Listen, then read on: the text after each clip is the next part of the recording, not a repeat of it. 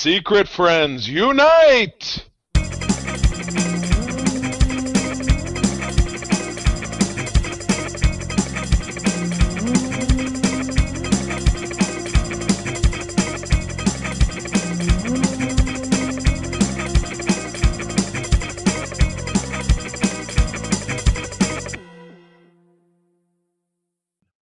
Hey, Secret Friends. Welcome back to the Secret Friends Unite podcast on the Secret Friends Unite podcast network. This is episode 553. I am your SFU guy, Charlie, joined by one of my new favorite regular co-hosts, Joe Colton. Joe, good evening. How are you? Good evening. Good. How are you? I'm great. Oh my God, we're going to get into the muck Yes. because it's impossible to avoid the fact that another Avatar film has come out, and it was funny. It was this big like Star Trek style moral quandary with me because my old co-host Todd loved these movies because there's this great visual feast and blah blah, and I dislike them for all the reasons that we're going to talk about when we get there. But it is a movie and it was done. it was when I saw the second Independence Day film with my mother 10 years ago, the credits were rolled and she said, well, that was entertainment. And we left the theater. Thank you, Mother. All right, but let me get through some of these preliminaries and then we'll get into talking about Avatar, Earth, Wind, and Fire. That was not the tagline, but I have a great tagline for later on. First and foremost, we're wrapping up the year. This is our last podcast of 2025. It's been quite a year for us. But we'd be nowhere without the support of the great people over at our Secret Friends Unite Patreon at patreon.com/Secret Friends Unite. Over there, you have exclusive shows. You have all of our shows come out early. And there's a great channel on our Discord just for our Patreons. Try us out for a week for free. Your first month is 50% off. Can't beat that. And stay on board for as little as $2 a month. We would love to have you try us out and see what else we have to offer. Again, patreon.com/Secret Friends Unite. And we're also wrapping up our sponsorship of the fine folks at Argos Used Books and Comics here in Grand Rapids, Michigan, in Easttown. They are one of the oldest comic shops and bookshops, independently owned bookstores in Michigan since 1975. They've been under new ownership since 2022. My friends Crystal and Roger have done great things to the shop, changing it around quite a bit. They're always buying new collections and used books. You can check them out on Google, Facebook, or Instagram. Also, join the Argonauts Club if you like having monthly comics set aside for you. You can save 10% with 5 or more titles. Please let them know that Secret Friends Unite sent you their way. You know what I'm talking about. All right. Avatar, Fire and Ash. Wow. I kept calling it Fire and Ice. And that Fire and Ice. It's a vodka, isn't it? Fire and Ice. Or, fireball with that. This got to be a mixed drink. But anyway, if you've never heard of it, which you're welcome. This is the third film in a epic science fiction film. That is what it says here for this entry. Written, directed by Canadian James Cameron. I joke because Joe is a Canadian. We were having a little Canadian back and forth here before we went through. Where is he from? Is he from your neck of the woods? Is he a Torontoite or is he from the West Coast? Okay. Yeah, he is. Gotcha. It's a Toronto thing. Got it. Yes, this is the third film that he's done. Out of 5, right? Out of screenplay by Rick Jaffa and Amanda Silver. And from the story the trio wrote with Josh Friedman and Shane Salerno. I don't know any of those names. If those are big time screenwriters, I don't know about it. This is the sequel to the previous film, The Way of the Water, Avatar: The Way of the Water from 2022. I felt like it was further back from that because I'm like, doesn't it feel like forever? Maybe it's because the first film came out in 2009. Yeah. And then it took them like that long to get off the ground. And then it like 10 years or 12 to get the second one. And then like all of a sudden now we're doing like we did the third one. And then in 4 years, we're getting the fourth one. And in 2031. Oh my God. We're getting the fifth and final. So the movie stars Sam Worthington. I think he was the it guy back in 2009, and now he's in nothing but this. I don't feel like he's Australian. I don't feel like I've seen him in anything but this since the teens. You know what I mean? Because he was in like a Terminator movie, and then I feel like something else. Like he was a big deal back then. Does that ring a bell? Yes, he was a big deal. And I don't know what else. He was in Clash of the Titans. There in you go. 2010. And that was right around that same time. And they made two of them. There were two of those films. Yeah. Yeah. He was in The Shack, which was like, I think low budget. Okay. He was in Fractured. He was Fractured. All right. What else is he in? He was in Relay, which I think was like a straight to like DVD thing. Oh my goodness. Well, anyway. Last year. Anyways, yeah. Okay. So it does still work. Sigourney Weaver, which I forgot that she plays the daughter character, more on that later. Like,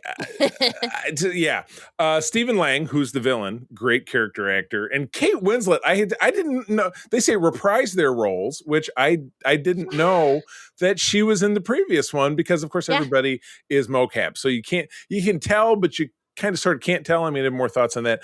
And then Una Chaplin, who's the granddaughter of Charlie Chaplin, joins the cast as the female villain, which is pretty cool. Yes. Thought that was a pretty cool role. Yeah. And Zoe Saldana. Zoe Saldana, who, of course, still continues to be a huge star. So she's probably the most, to younger audiences, I would say she's the most well-known of the group who has worked the most in the last 15 years. Yeah, I'd say so.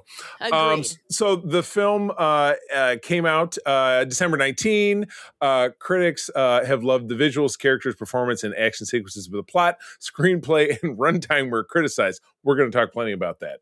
The AFI and National Board Review listed amongst top 10 films of 2025. Yeah, well, of course, because of the money. And that's the only standard, because as of this writing, it has grossed nearly $500,000 globally. And no, as not you were, $500,000, half a billion. $500 million. Well, yes, 500 million. Huh?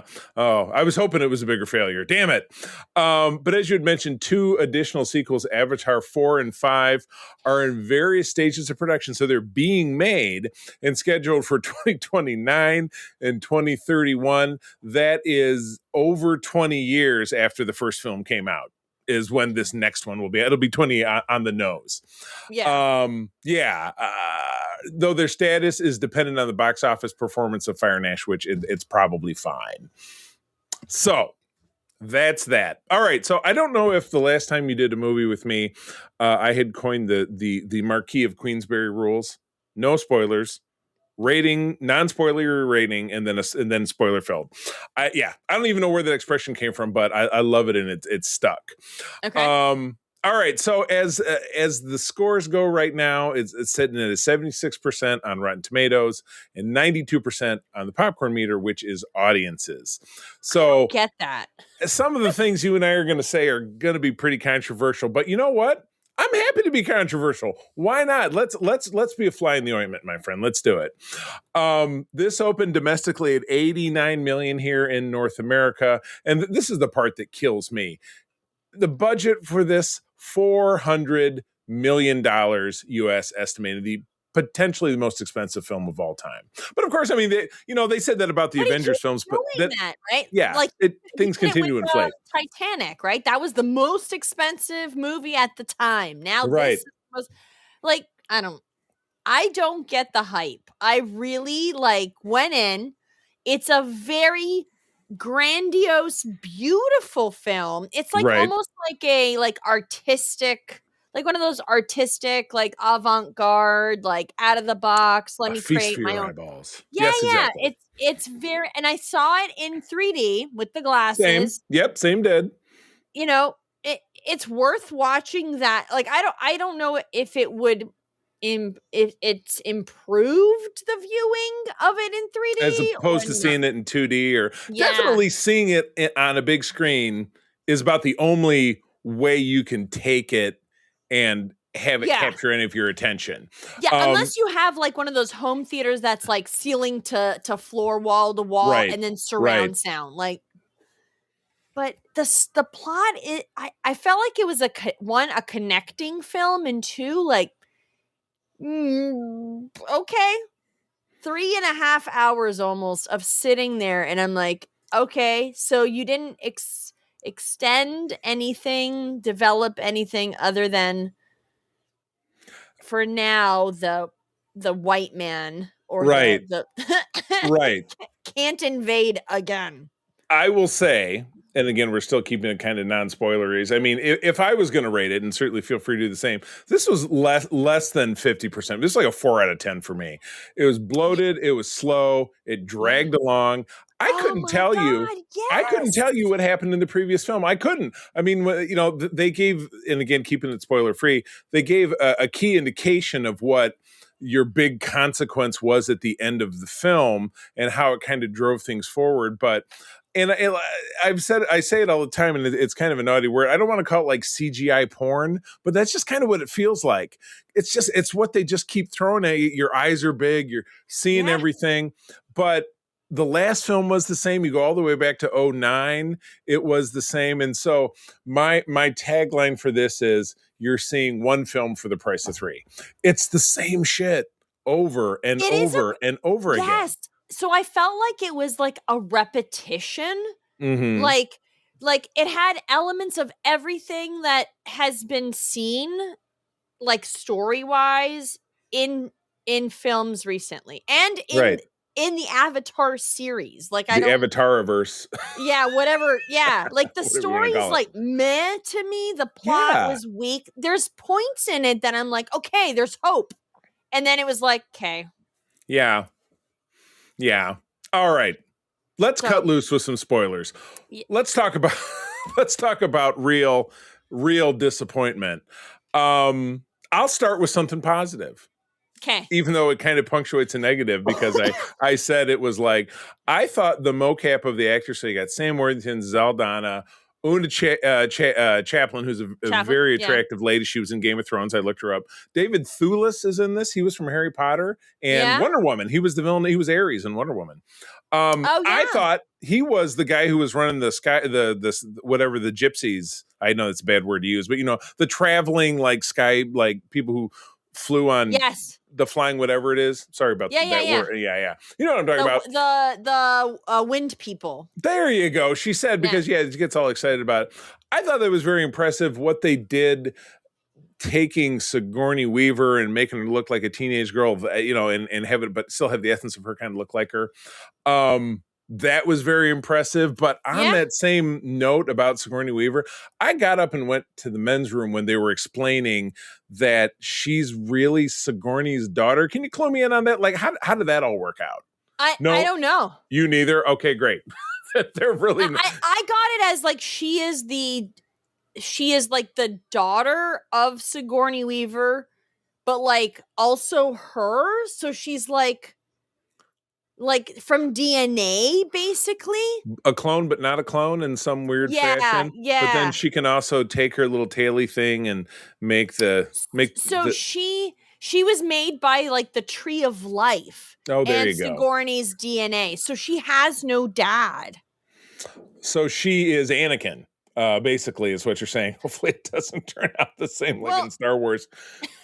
Like, she's like, I think they're trying to make it like, so she's like a goddess. Okay. Like a demigod, basically, because like they're, the giant tree that they've got, or one of them. Yeah. And she was connected to like the earth, and it's the earth and the DNA of Sigourney Weaver. So like, basically she's a demigod. I can't believe I missed that in the 2 minutes it took me to go have a whiz. I just was like, well, and then they show like, isn't Sigourney also still in a tube or something? Because like, I feel like you see Sigourney, but then you also see her in that like very Titanic-y scene at the end where it's all the dead people. Also, yes. And I don't know if you noticed, but under the water where they were going to like, they were doing the celebration, and the daughter was fighting to get through with her little sister and the boy who now can breathe that she's healed. That was the most rippedest boy you've ever seen. My God. Oh my God. He's so great tiny. But great like cheese on those abs. My God. Her face turns like, because she's like, it's like blocking her or whatever, and then she finally like turns, and it's like Sigourney Weaver's face, and I'm like, Is she everywhere? Like, what is I know every single corner. I'll give them something else positive. Okay. As hacky as this was, I swear they were going to tilt it into, and this is actually a cliffhanger. Now you got to catch the next movie in 4 years. They did kind of manage to wrap that up. Of Yeah. what was a shitty story anyway that was 3.5 hours long, and it was like, let me drag out like the sequence where the oldest child, the son, not the brother who died, which is kind of what I alluded to earlier, Yeah. and that was the big stakes in the last movie, is that they actually killed him off. But I did like him. Like, I did like the yeah, son. Like him standing up and like evolving from like yeah, this, I don't want to say wimpish character, but like yeah.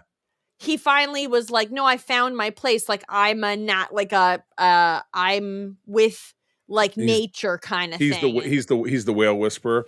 I didn't love how they took every chance to do something impactful with stakes and consequences. Like they could have killed off the monkey boy or whatever it was, because there was a scene that Sam Worthington Yeah. was gonna sacrifice him, and it Yeah. was like, oh, they really built it up. Or when Zoe Saldana got shot through with an arrow, but then her pet flying dinosaur thingy flew her back so that they could heal her and stuff. It's like, take a chance, do something like impactful. So I would have liked, you brought up the Sam Worthington almost like killing Spider. I thought with Zoe Saldana's character Natir, if she was like all the, like, it was very symbolic, right? The blood on her hands when she was washing her face. Oh yeah. All, and I was like, she hates humans, right?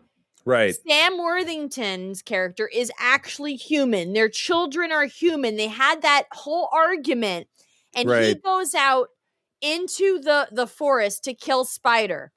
It would have made it better if she catches him before he does it himself. Before he and she stops him. She stops him. Yeah. Instead of like Sam Worthington going the whole time, no, I have to protect him. He's like, he's got to, he has the right to live or whatever. And then all of a sudden, like, he's now going to kill him, and then he can't. And I'm like, oh my God, what like, that was such a letdown. There was so much as a growth. Right. Yeah. Trying to ramp. Yeah. I just, grew her character even more. Cause like, it's like her character's like the character, right? Like, right.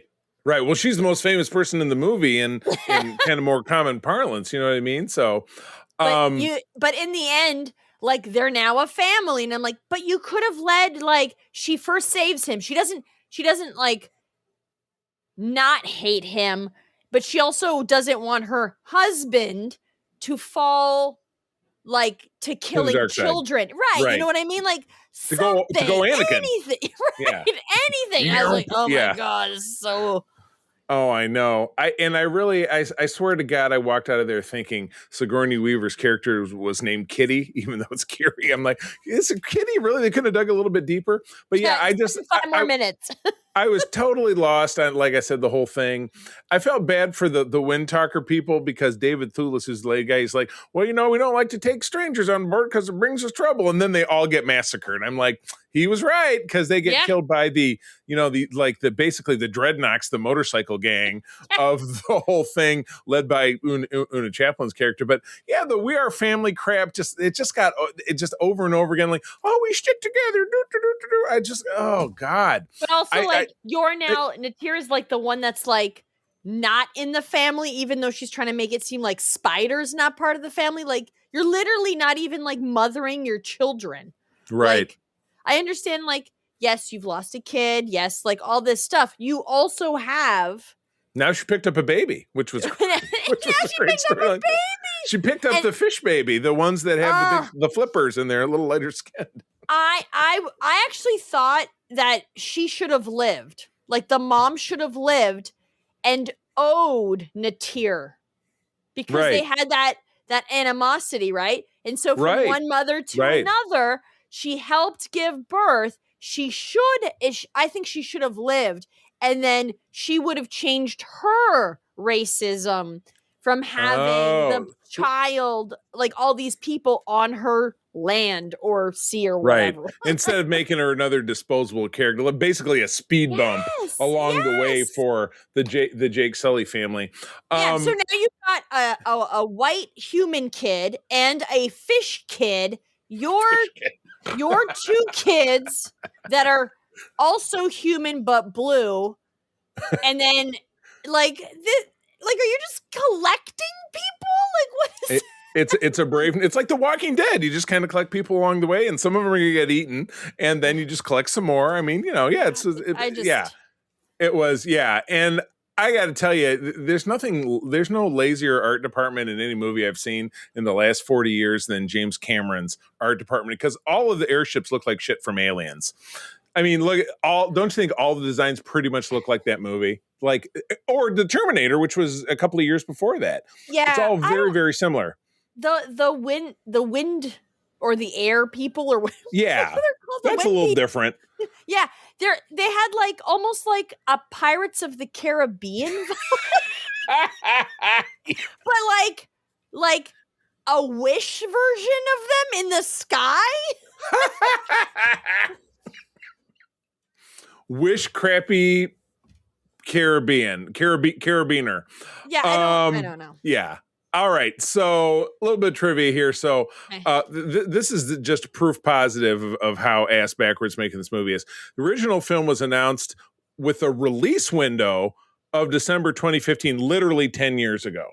It suffered 9 delays due to tech issues, COVID, SAG-AFTRA strikes in 2023, and general reschedule with Disney. The movie got moved all the way back to December, a full 10 years later.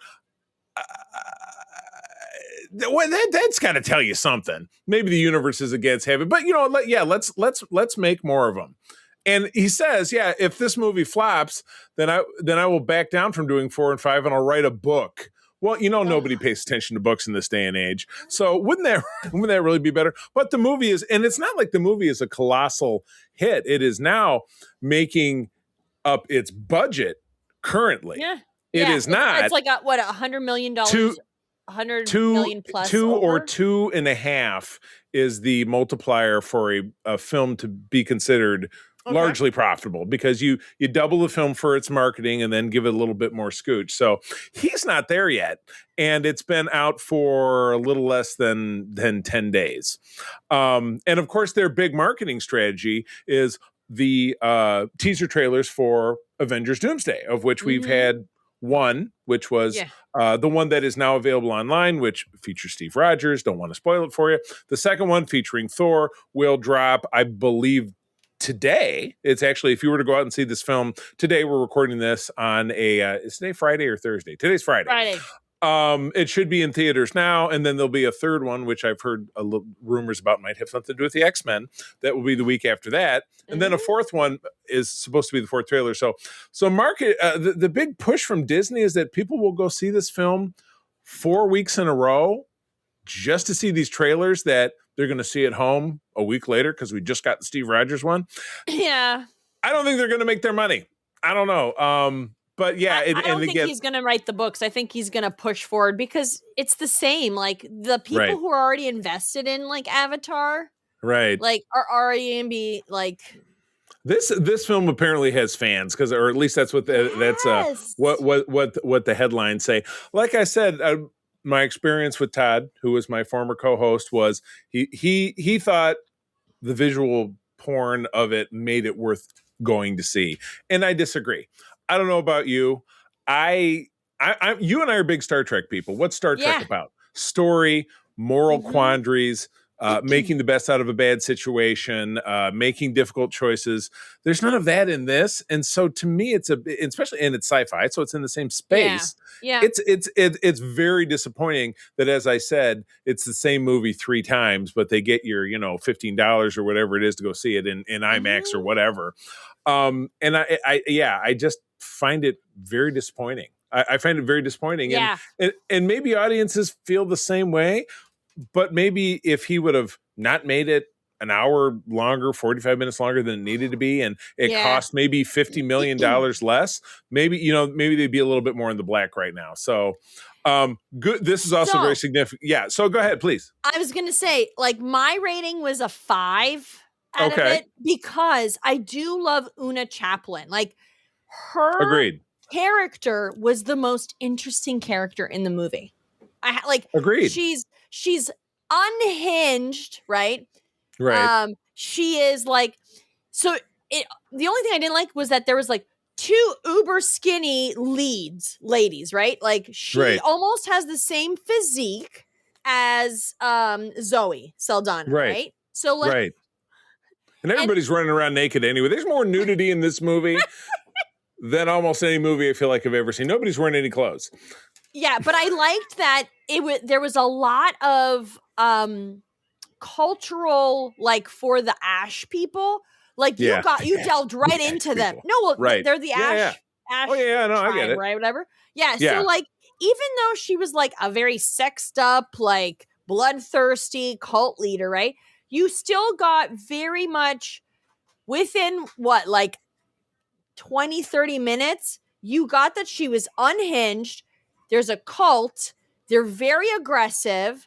They live like outside most of everybody else on the planet or world or whatever. It was something new. Yeah, and in a movie full of nothing new. Right. So right. I gravitated more to her, and I was like, You're rooting for the villain. Yeah, come on, kill some children. Do it. And then they get the guns. And all of them with together, make fire, and I'm like, okay.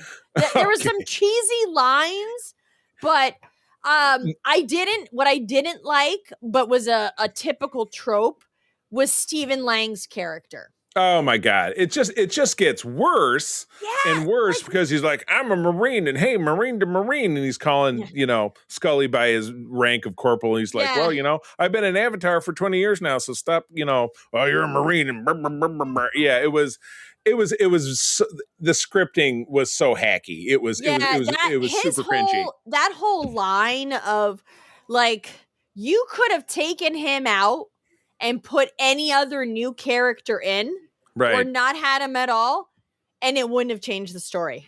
Right. He was kind of it was kind of like what they say about Indiana Jones and Raiders of the Lost Ark. If he would have never come along, it would have had the exact same result. Yeah, precisely. So, and also like him, then the weird thing to me was he starts off blue,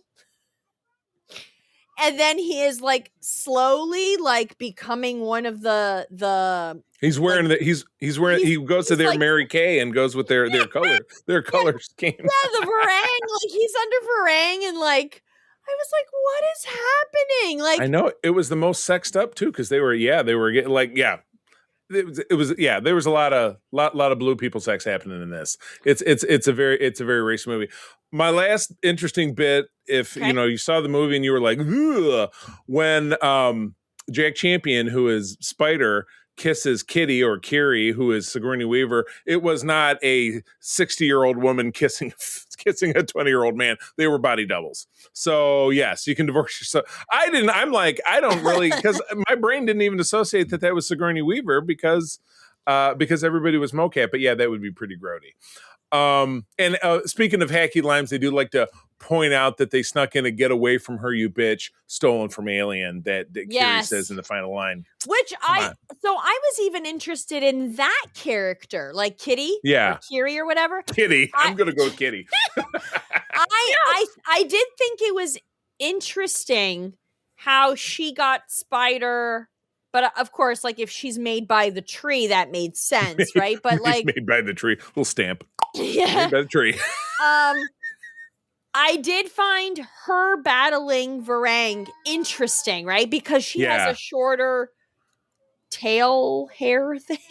Right, tail hair thing. Yeah, the thing that connects. They're basically their genitals, which is pretty fucked up. I don't really know. Varang was like literally torturing / raping people's brains with that. Yeah, she would. Like, it was like Kylo Ren in the Force Awakens. He was like mind effing people. Yeah, right. So I found that interesting that a young we'll call her, like, we'll just say she's in her 20s. Sure, why Like, not? fucking rapes the witch and actually calls her a witch. Yeah, And right. like, then the witch, like, F's off. And she's like, oh my God, the little girl got me. And like, Yeah. escapes. Yeah, erodes her confidence. Just jump on a broomstick. Woo! Right. Bye. Yeah, bye. So another 4 years, and we'll get another one. I mean, and maybe you and I will talk about this at that time, and maybe we won't. But I just feel like, what else are they going to do? Oh, we're coming back to blah blah blah, and the whole other subplot line was them hunting the whales. Which is from Star Trek. Oh, Yeah. This was one, Jermaine Clement, who is a great Kiwi comedian actor. I don't know if you're familiar with Flight of the Conchords from HBO, was in this. Where did he go? April and I were walking out of the theater being like, what happened to Jermaine? He just, like, he was there, he rescued Sully, and then he was just gone. I don't know. Yeah, I know. You can't remember either, can you? What happened to Jermaine? It sucks. I don't know. That is a very good Yeah. question. I have no idea where he went. I don't have any idea. So, all right. Well, if you love Avatar and everything that we've said has pissed you off like a lot, I can appreciate that. My view on entertainment in general is like what you like. Yeah. But we happen to run this podcast and we have thoughts too. And you are listening to them and we appreciate that you are listening. So thank you for tuning in. And Joe, where do people find you out there in the interwebs? Joe Colton Cosplay on all social media except Twitter or X or whatever. I don't use it. Thumbs down to that one. Yeah, that's it. Rock and roll. And I can, of course, be found as at the C3 THECEETHREE on all the socials, also not X. But I also run the Secret Friends Unite handles on all socials, including our new TikTok, which I do my little kitchen chats, about 3 minutes or less. I just talk about something I'm enjoying that week. People have been tuning in to both that on the TikTok, the Instagram, and the YouTube, and we greatly appreciate it. So with that, we will be back with you soon, friends. Thanks for tuning in. I'm going to tell you that sharing is caring and to keep on trucking. This podcast is part of the Secret Friends Unite podcasting network, available on Apple Podcasts, Spotify, and podcast services around the galaxy, as well as video on our YouTube channel. You can support Secret Friends Unite by becoming a Patreon member, get bonus programs and more over at patreon.com/secretfriendsunite. Join our Discord community for even more discussions on all things geek. For all the latest updates on Secret Friends Unite, make sure to follow us on Threads at secret.friends.unite and visit secretfriendsunite.com. Find our merchandise at TeePublic and Redbubble. Thanks for listening, and may the Force live long and prosper. Hey, Secret Friends Nation, thanks for sticking around after the credits, or if you're watching us on YouTube, thanks for tuning in. I am joined by a friend of the show, super great guy, who has been on with us many, many times before. This is actor and, dare I say, philanthropist, Mr. John Billingsley, who was the wonderful Dr. Phlox on Star Trek Enterprise, as well as a number of other things. John, it is always awesome to see you. How are you? I'm wonderful. I think you have to be able to write checks with more zeros than I'm comfortable writing to actually be a philanthropist. Do-gooder, I'll take that. How about that? Do-gooder. Oh boy, it sounds like it should be on the old Batman show. Oh, do-gooder fighting the Joker. Yeah. Well, John, I wanted to slide you in here because, you know, we got some crazy stuff going on in the country these days. We're just getting off a government shutdown where SNAP benefits were pinched. We're also getting into the holiday seasons where Thanksgiving and Christmas in this case, where things can traditionally get tight for a lot of people. So I wanted to have you on to talk a little bit about the great work that you do with the Hollywood Food Coalition out there in Greater Los Angeles and how people can help. Terrific. Well, I'll tell you a bit about the Hollywood Food Coalition, and this will be bifurcated because I've always been a great believer that while I work for and represent a charity that I have great faith in and believe does wonderful things, it's just as important, maybe even more important, to think about if you have the impulse to give to us, but you think, maybe I should look closer to home. Fine, do that. I will say that hunger and need and want in this country is sadly only getting worse. 1 in 5 kids in America is food insecure. Some 40% of Americans, if they were hit with an unexpected $400 to $500 bill, their roof caves in, their car is repossessed, wouldn't have the money in the bank account to pay it. There are a limited number of soup kitchens and food rescue organizations in the country. We do something that is very dear to my heart at the Hollywood Food Coalition. We serve a hot meal to all comers 7 nights a week, no questions asked, always providing choice, always providing dignity of service. And we also offer an array of other services to people who come through our doors.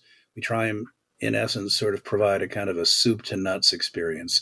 If you want your bicycle tire repair, we've got medical vans. If you want some housing assistance, if you want some kind of referrals to other social service agencies, we very much believe in coalition building through the medium of food. And additionally, we rescue somewhere around 2.5 to 3 million pounds of food a year to share with other not-for-profits, basically to augment and buttress their meal programs. So think about a battered women's shelter that does great work, but may not provide 3 squares a day.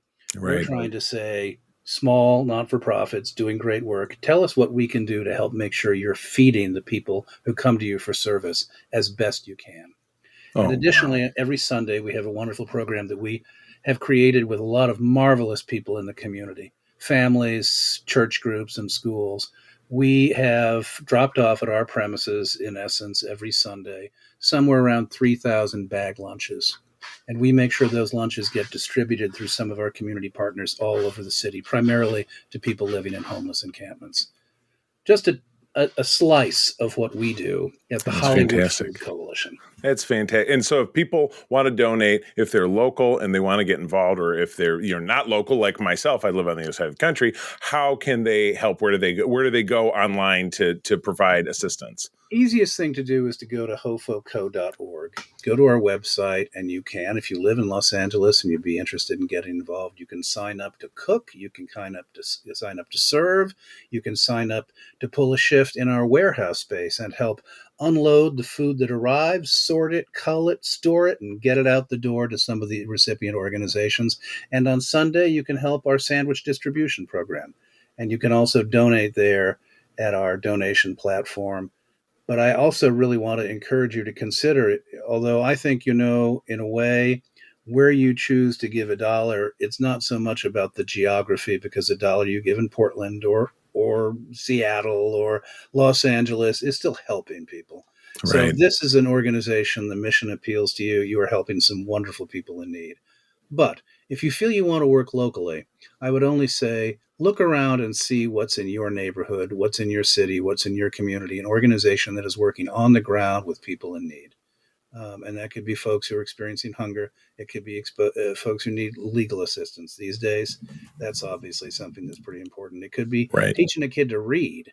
There's a lot of ways you can give back to your community. This happens to be mine. I'm very passionate about it. But in the holiday season, it's mostly about rolling up your sleeves. Right. That's fantastic. And as I said, I promised a quick message. So this has been fantastic, John. It's great to see you. Hofoco.org. That's HOFO. Oh, I just lost it. You got it. HOFOCO, Hollywood Food Coalition. Hofoco. And it's ho. Oh. All right, John, I will see you in the near future. Happy holidays to all, and thanks for spending this extra time listening. Thank you. We'll see you soon. So much. Appreciate it.